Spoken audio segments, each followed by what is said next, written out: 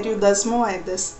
Oi, fadinha, resolvi criar coragem e mandar este relato, porque até hoje eu não consigo explicar direito o que aconteceu comigo e com a minha irmã.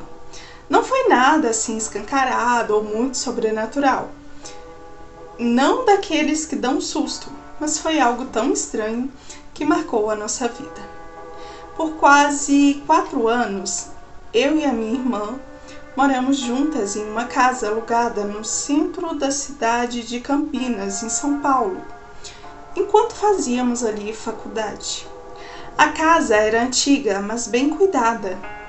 Nada de aparência abandonada ou clima pesado, muito pelo contrário, era até bem aconchegante. O dono da casa era um homem tranquilo, devia ter seus 40 e poucos anos. Sempre muito educado, nunca nos deu problema algum. Pagávamos o aluguel em dia e a nossa relação com ele sempre foi muito boa. Nos primeiros meses foi tudo absolutamente normal, até que um dia a minha irmã apareceu na cozinha com uma moeda na mão e me perguntou: "Você deixou isso aqui?" Era uma moeda de 1 cruzeiro, daquelas bem antigas que ninguém usa mais. Eu disse que não. Achamos estranho, mas não demos muita importância. Só colocamos a moeda num potinho e seguimos a vida. O problema é que depois disso, as moedas começaram a aparecer com mais frequência. E não era sempre no mesmo lugar, não. Elas surgiam na mesa da sala, no chão no corredor, em cima do sofá, das camas, no fogão, em cima do micro-ondas, da geladeira, dos armários, do banheiro. Parecia que alguém espalhava elas pela casa. E não tinha como ignorar. Às vezes a gente limpava a casa inteira e não achava nada. Mas no dia seguinte, lá estava mais uma moeda no meio do caminho. No começo, a gente tentava arrumar alguma explicação plausível.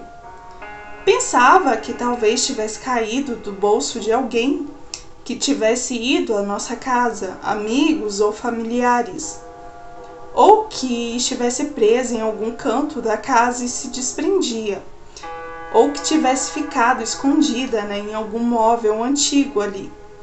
Mas não fazia sentido algum.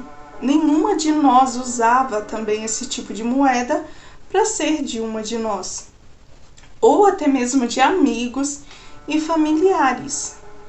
E se tivesse caído, a gente teria ouvido barulhos no chão. Era como se elas fossem colocadas ali, em lugares que dava para a gente ver. Com o tempo, aquilo parava assim do nada, passava meses sem aparecer nenhuma. E quando a gente achava que tinha acabado, começava tudo de novo. Depois de um tempo, percebemos algo que deixou a situação ainda mais estranha. Isso sempre acontecia 2 vezes por ano, mais ou menos nos mesmos períodos, normalmente em julho e depois em novembro. Mesmo assim, nunca sentimos medo. Não tinha barulho, não tinha vulto, não tinha sensação ruim. Era só estranho, essas moedas aparecerem do nada. E não eram moedas usadas nos dias atuais. Os anos passaram, nos formamos e chegou a hora de nos mudar. No dia da mudança, o dono da casa apareceu para ajudar a carregar algumas coisas.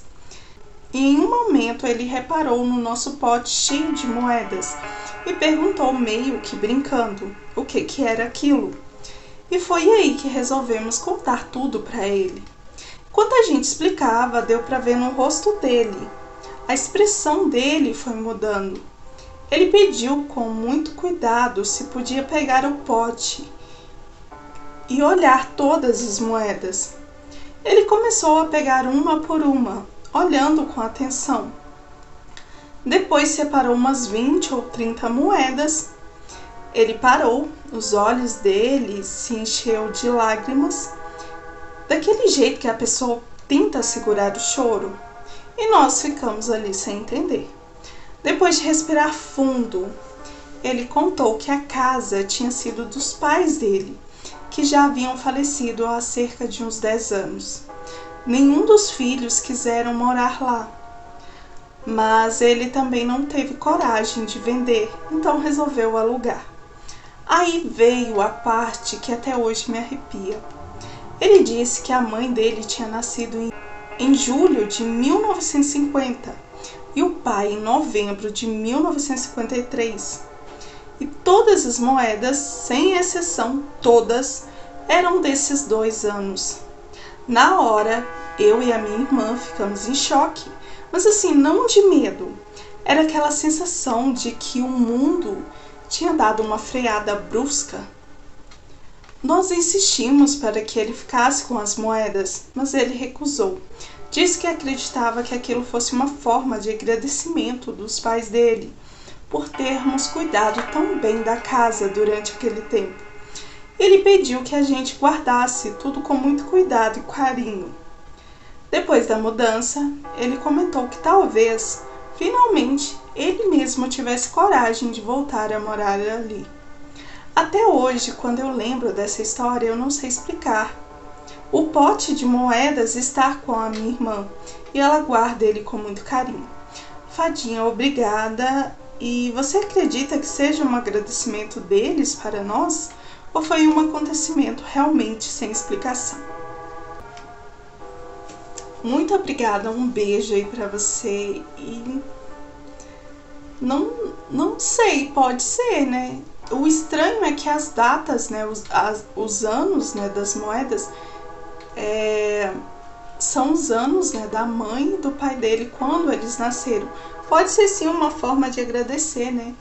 Porque a gente vê tantos relatos de pessoas que talvez se mudam, né, para casa de pessoas que já se foram, né?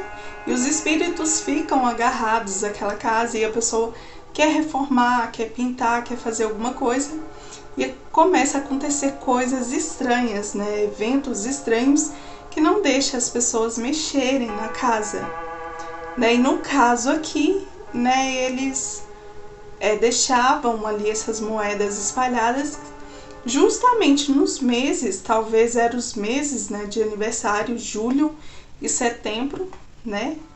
E eles deixavam essas moedas ali espalhadas pela casa, como se fosse talvez até um pagamento, né, pelo cuidado que vocês tinham ali com a casa.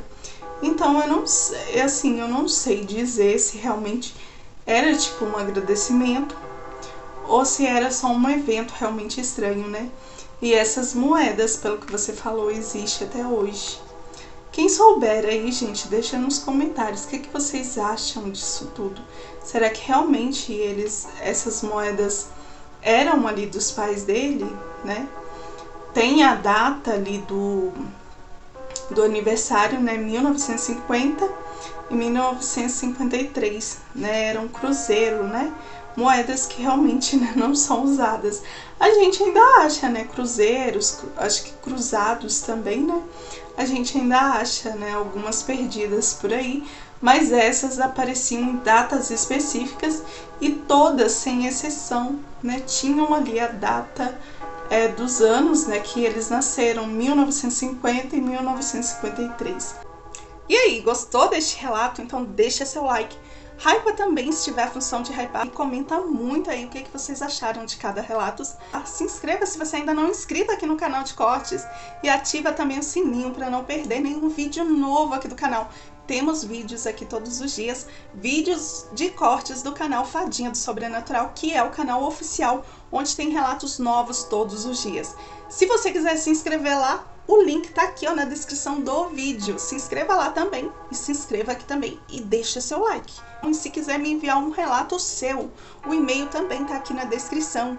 É sobrenaturaltube18@gmail.com. Me envia lá que eu conto no canal oficial e depois eu trago aqui. No mais é isso, meu muito obrigada a cada um de vocês e um beijo pra vocês.